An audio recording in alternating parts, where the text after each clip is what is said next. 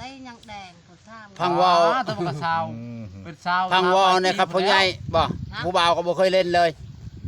มีผู้บ่าวคอยหันว่าได้บ่ชนใจนะ แบบบ่เข้ากับราศีแหละบ่คึดอันนะ ผู้บ่าวบ่เว้าเรื่องล้อนะคะบ่ชน โอ้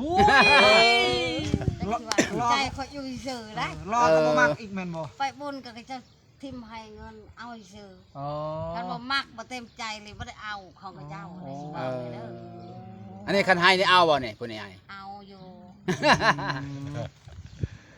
โอ้ มีผู้บ่าวแต่คู่มือนี่ก็อยากปากนำก็ได้ ของมื้อนี่อันใด พังวอลนี่ บ่ธรรมดา ก็มีผู้จะเข้ามาอยู่แม่นบ่ เล็กน้อยก็มีผู้ใหญ่ก็มี เดี๋ยวนี้อันใด แม่ แสดง รุ่นใดอันไม่ถูกรุ่นใดอันเด็กน้อย รุ่ น่ะ เล็กน้อยก็มีได้ ประมาณอายุเท่าไหร่น่ะ ข้อยบ่ได้มักได้ อ๋อ อายุประมาณเท่าไหร่ แนี่ก็มี โอ้ ซำนี้มีบ่ มีหมด บัง นี่ แสดงว่าที่ว่า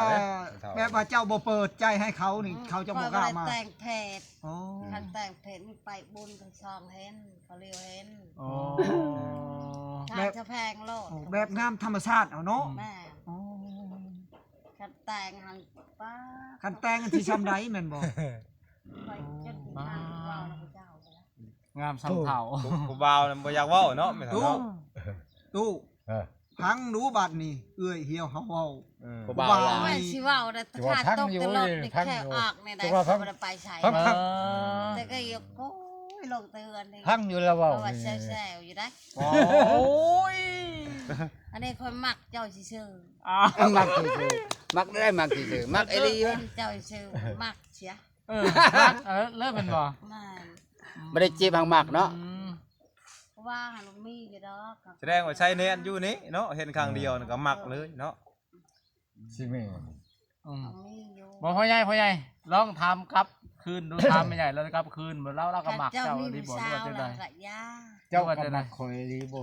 ก็มักไอ้ลีแล้วน่าจังเว้ากันจังอยู่ไกลกัน มักไอ้ดีแล้วอ่ะ มักอลีเป็นบ่ คันบ่มัก มัก ก็ ไอ้ลี สิอยู่ได้บ่ซำนี้ค่อยไปแล้ว โอ้ เสียเวลาไปเลี้ยงงัวเนาะ แสดงว่าต่างคนก็ต่างมักกันหน่อยเนาะ เออ จังอยู่ร่วมกันได้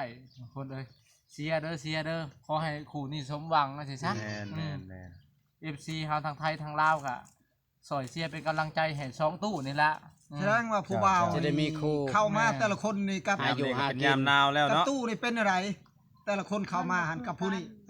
กับมาเจอตู้มีตัวใดแบบว่าเขาแบบใส่ใจเฮาเนี่ยนะแบบเฮามักนะ เฮาบ่ได้มักเขามักแต่เปรี้ยว โอ้ ใส่ใจ ย ก็บ่ได้ทำ เพิ่นเข้ามาก็บ่ชนบ่ บ่ สุดยอด ว่าตกทามมาเราหาไปเขามาชูไปของบ้านนั่งเลยนี่ อืม สิไปเกี่ยมแต่ซบจบอยู่ความเว้าบ่เป็นเอาได้ บ่เบิ่งโลดเบิ่งถามเขาว่า เขาต้องมักแท้เด้ ลงไปมันเฮือนกับมาหน่อยคน โอ้ แพงบ่ได้เดี๋ยวนี้นะ ตู้เฮาว่ายันเจ้าตัวเอาว่ายันผู้บ่าวลายจะมาตัว เขาสิมีภัย จัดยันว่ายันว่าขี้ ตัวเนาะให้ อย่าดึง ประตัวแต่เที่ยวมาอยู่เรื่อยก็เต็มที่เด้ ว่ากับผู้ชายมันดึงสาดไปเลยเลย เพื่อนใหญ่คือดื้อขัดสา เคิน สา เคิ ด นเนาะตูเนาะตูเคินป่ะเนี่ย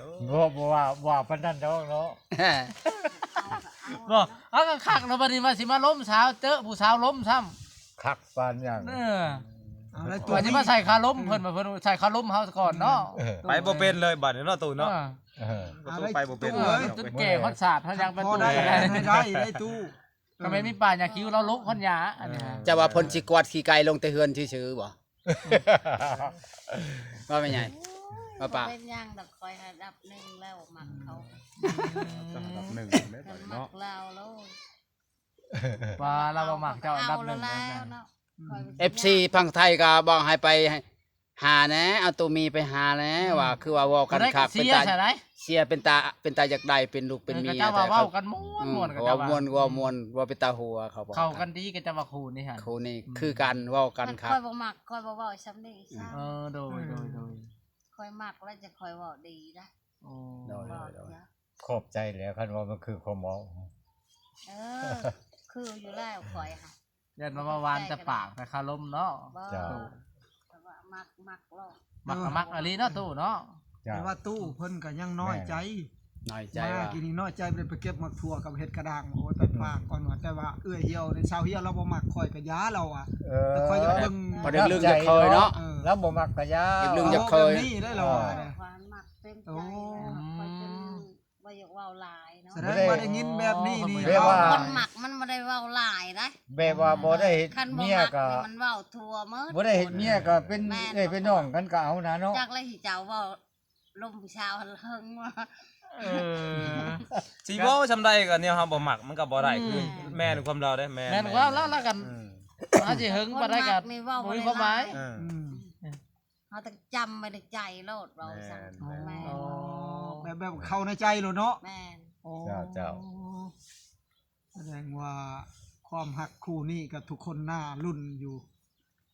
แม่นปล่อยสมหวังเด้อ2ตู้อีกเด้อ